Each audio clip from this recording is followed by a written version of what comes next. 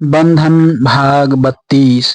महामुनि कृष्णद्वैपायन व्यास ने कक्ष में प्रवेश किया तो सत्यवती की आंखें उत्सुकता, लालसा और ममता लिए हुए बड़ी व्यग्रता से उठी, किंतु अगले ही क्षण पुत्र पर दृष्टि पड़ने से पूर्व ही जैसे महामुनि के तेज से या अपने अपराध बोध से उसकी आंखें झुक गई।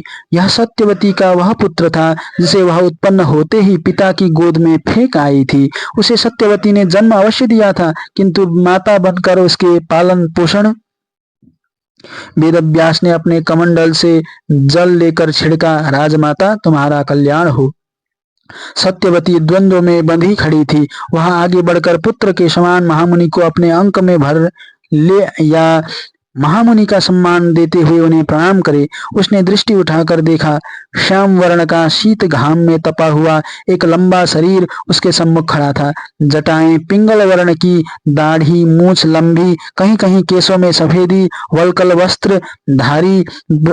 वस्त्रधारी प्रौढ़ सा लगने वाला यह सन्यासी उसका अपना पुत्र था। सत्यवती का मन जैसे साक्षी नहीं दे रहा था। उसकी आंखों में तो वह नन्हा सा कृष्ण बसा था जो अनायास ही उच्च स्वर में रो उठा था।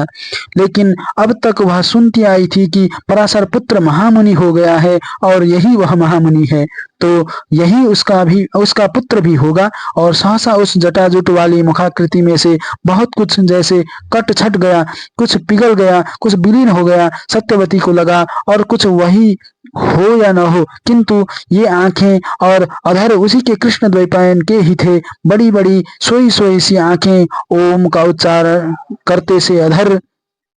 महामुनि आसन ग्रहण करें। अंततः सत्यवती ने कहा। व्यास बैठ गए। सत्यवती ने संकेत किया। दासियां बाहर चली गईं। कक्ष में पूर्ण एकांत था। महामुनि अपनी बात कहने के लिए सत्यवती को अपने संपूर्ण आत्मबल का आश्रय लेना पड़ रहा था। क्या महर्षि पराशर ने आपको आपकी माँ का भी परिचय दिया था? हाँ माता, व्यास मुस्कुराए।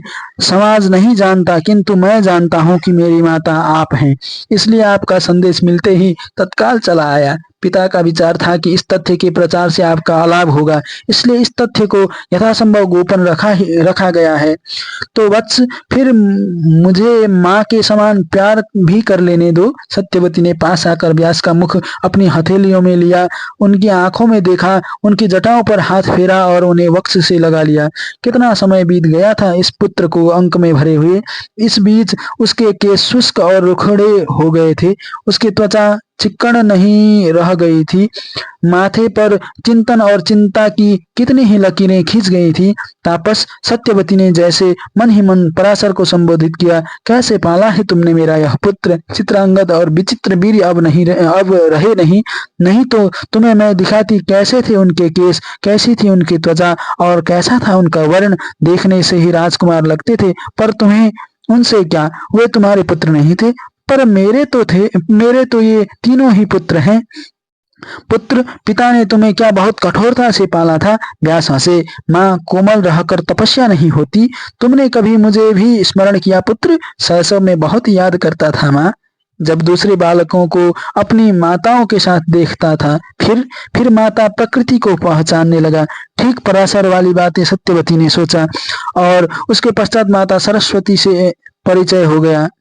तुमने मुझे बहुत कोसा होगा पुत्र, सोचा होगा कैसी कठोर थी मैं जो तुम्हें त्याग कर चली आई। सत्यवती बोली। व्यास मुस्कुराए। नहीं माँ, एक बार भी ऐसा नहीं सोचा। तुम्हें मुझसे प्रेम है।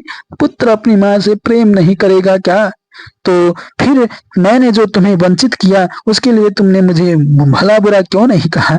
तुमने मेरी प्रत्येक आवश्यकता पूरी की है माँ, वंचना कैसी? मैंने? हाँ, तुमने मुझे गर्भ में रखा, जन्म दिया और फिर पालन पोषण और विद्याभ्यास के लिए पिता को सौंप दिया। इससे अधिक प्रेम मोह का दूसरा नाम है। वंचना का प्रश्न ही कहाँ है?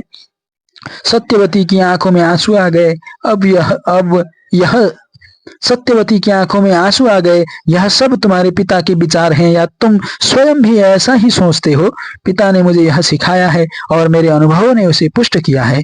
सत्यवती ने मन ही मन पराशर को नमस्कार किया। तापस, कैसे पालन किया है तुमने मेरे पुत्र का? मैं तो अपने राजलोभ में उसे छोड़ आई और तुमने उसके मन में मेरी छवि अंकित की। धन्य हो तुम तपस्वी, तुम महान हो। कितने दिन हस्तिनापुर में ठहरोगे पुत्र? अकस्मात चला आया हूँ, इसलिए अधिक दिन नहीं रहूंगा। तुम अपनी मनोवांछा कहो माँ।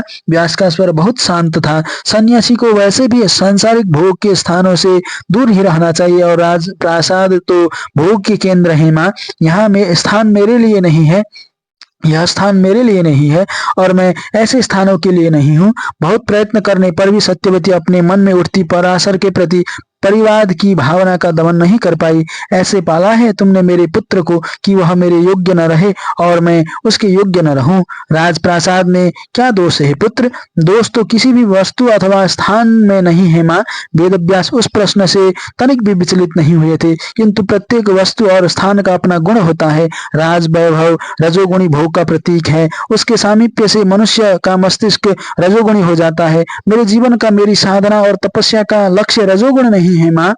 मैं सत्व की प्राप्ति के लिए प्रयत्नशील हूँ। यहाँ रहकर मैं अपने लक्ष्य की ओर अग्रसर नहीं हो पाऊंगा। व्यक्ति को अपना लक्ष्य निश्चित करना पड़ता है, अपनी प्रकृति को समझना पड़ता है, उसी के अनुरूप कोई गणिका के आवास की ओर बढ़ता है, कोई मंदिर के द्वार की ओर। व्यास ने रुक कर माँ की ओर देखा। व्यक्ति जिसे